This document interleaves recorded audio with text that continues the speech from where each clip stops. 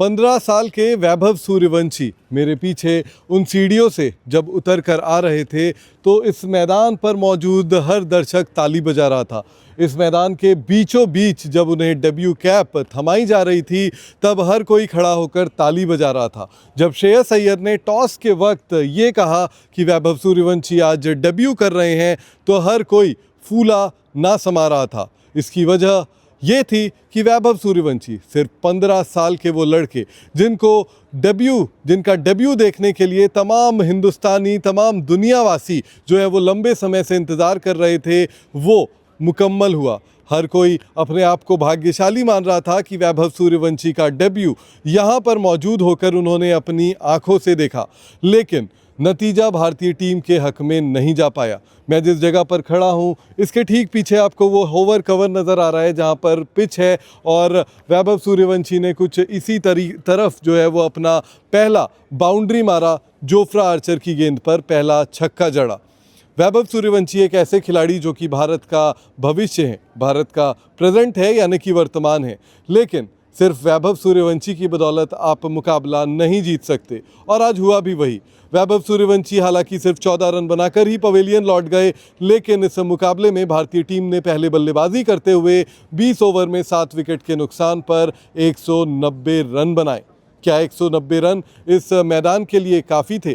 क्या overcast conditions में जो आपको अभी भी नज़र आएंगे मुकाबले के बाद, क्या यहाँ पर भारतीय टीम ने टॉस जीतकर पहले बल्लेबाजी चुनना, क्या वो सही फैसला था?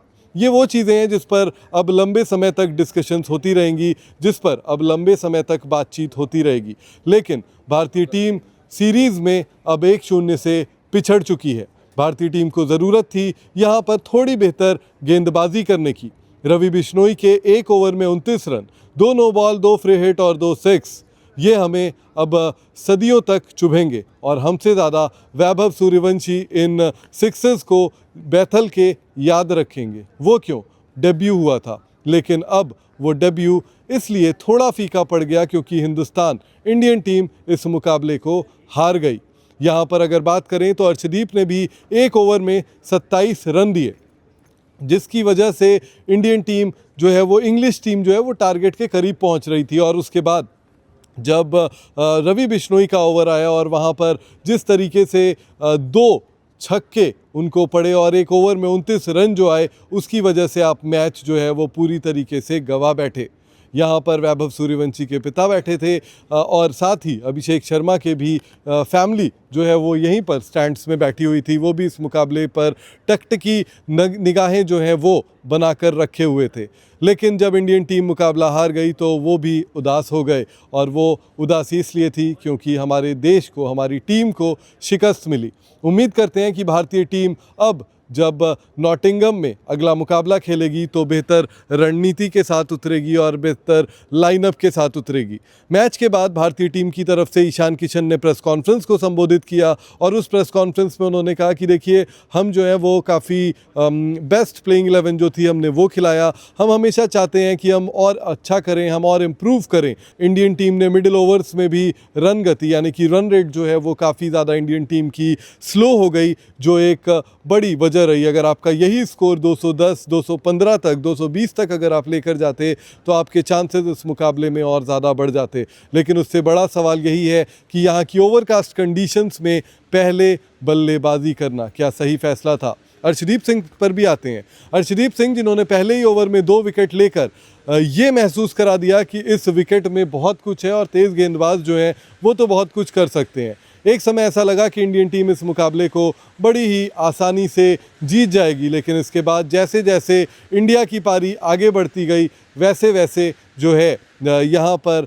इंग्लैंड के बल्लेबाजों ने जिस तरीके की धुनाई इंडिया के गेंदबाजों की उससे हमारी परेशानियाँ बढ़ती हुई नज़र आई।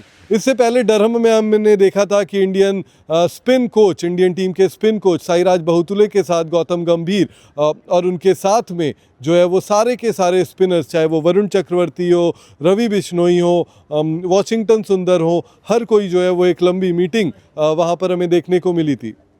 इस वेन्यू में जब भारतीय टीम ने अभ्यास किया वहाँ पर भी हमने यही देखा कि इंडियन टीम के स्पिनर्स पर जो है वो गौतम गंभीर की खास निगाहें थी।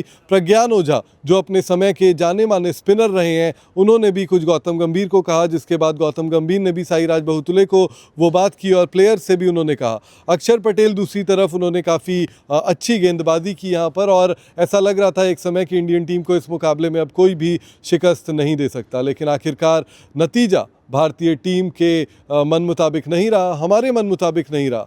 उम्मीद पर दुनिया कायम है और हम भी यही उम्मीद कर रहे हैं कि अब अगले मुकाबले में इंडियन टीम वापसी करेगी, सीरीज़ को 1-1 की बराबरी पर पहुंचाएगी और उसके बाद ब्रिस्टल में बढ़त बनाएगी।